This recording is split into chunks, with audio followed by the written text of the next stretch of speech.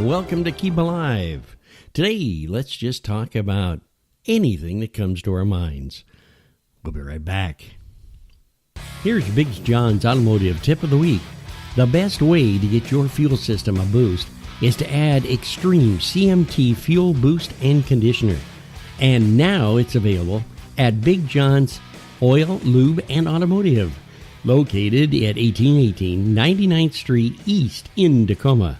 Or check us out on the web at BigJohnsAutoRepair.com.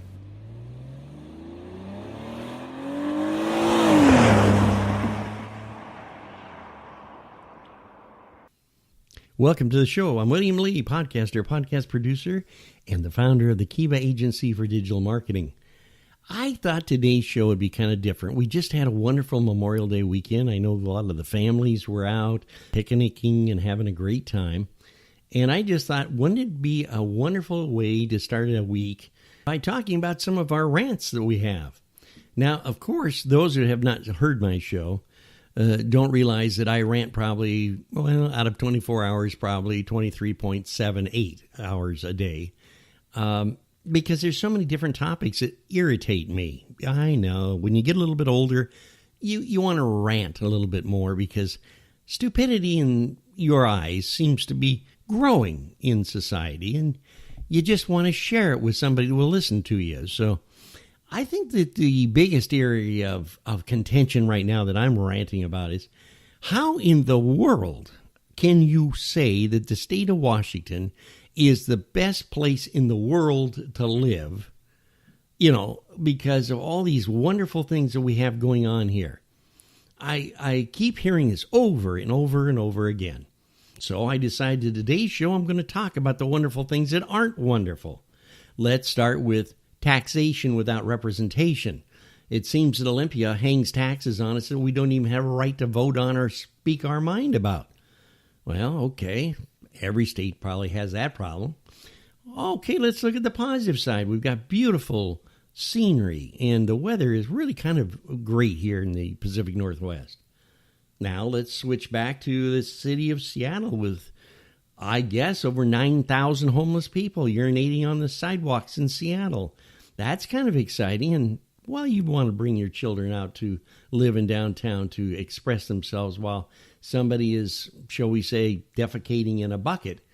Wow, that's the reason that this state is so wonderful? Okay, let's switch back again. Let's look at something positive.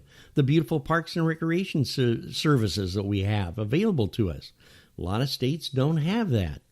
Of course, a lot of states that have parks, they're usually free, or federal parks that don't cost you an arm and a leg to go visit. No, I never thought of that. Okay, then let's look at the other side. Let's look at the car taxes for your tabs.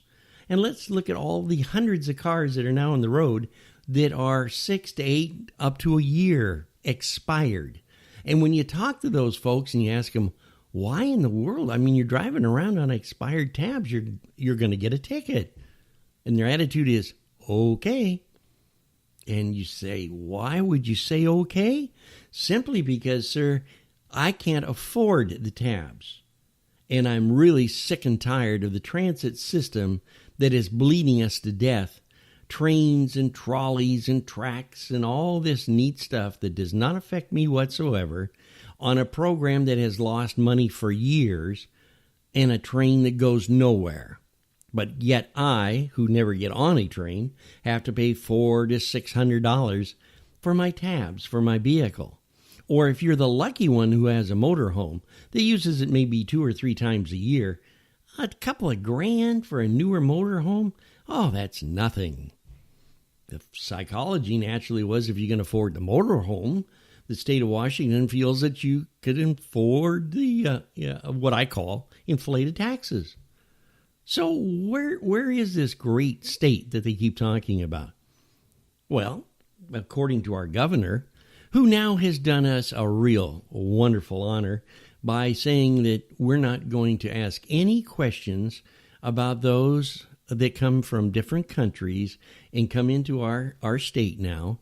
And if they come in sick, and naturally we're going to hug them and get them well. We're going to give them food. We're going to find jobs for them. And we're not going to ask questions of where did you come from or anything that would shake them up enough to think about deportation. I'm talking about not the good folks that have gone through the system and come into this country. I'm talking about those who have snuck in this country. I'm talking about those that President Trump has outlined several times that unfortunately have fallen upon deaf ears. Just recently, we had a police officer that was killed in the line of duty by someone that should not have been in the state at all. Of course, nobody knew. Who would know? So if you look at these factors and you think to yourself, well, but it's blue skies. Well, that's true. And it's not raining. They're beautiful blue skies. And our temperatures are very, very good. I mean, very seldom do we ever have a foot of snow like back in New York or back in those other areas where they have to use a shovel to get from the front door of the house to the mailbox. We don't have those problems. And very seldom do we ever have any earthquakes, tornadoes, hurricanes, or any of that stuff. So we're safe in that aspect. And, of course, we could always look at the great side that we are one of the states now that have recreational drugs available and legalized so that we pay a few dollars taxes on each time we want to go out and toke and smoke and drive our car in a 50-mile-an-hour zone at 25 miles an hour, swerving all over the place. We've got that. That's a wonderful thing to add to the state to make it look beautiful, isn't it? Isn't it also a beautiful thing to understand that big business has really come to this area, which it has. We've been very fortunate.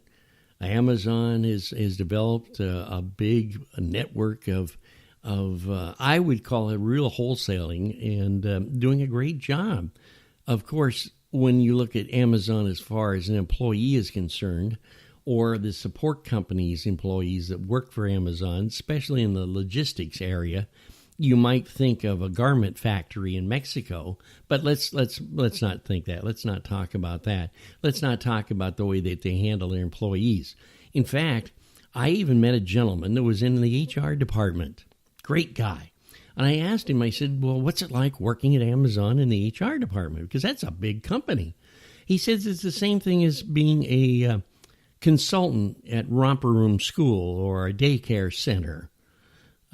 It's not great. It's ridiculous. And he quit. He left. He wanted to get a job somewhere where reality struck.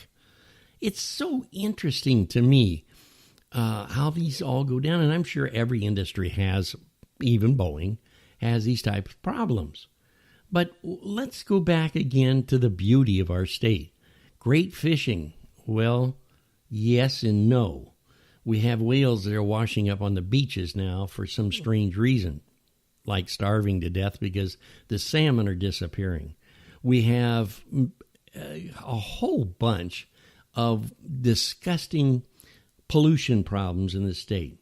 Now, there again, our governor has boldly stepped where no man will ever step before and talked about climate problems and how we've got to get these vehicles off the roads because of the actual problems with our air being contaminated. Oh, the carbon footprint of this state needs to be changed, and how it's going to warm up and get warmer, and the fish are going to die, and the world's going to come to an end, and how he is going to put on his Superman coat and solve these problems. Well, he hasn't solved very many problems since he took office.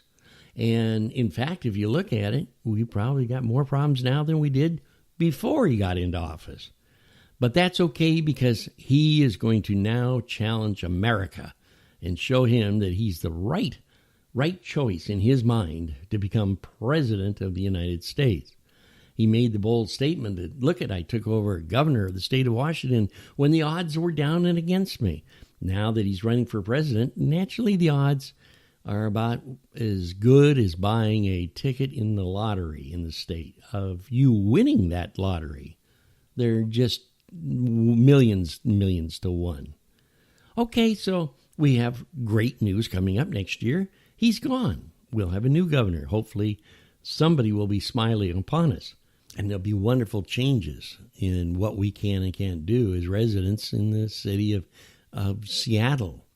that really, as citizens in Seattle, and I'm not one, I'm in Pierce County. You see, Pierce County and the other counties in the state of Washington, including the great folks in the eastern part of our state, we support Seattle. We have to, because if Seattle wants it, they shove it down our throats until we pay for it in the other counties anyway.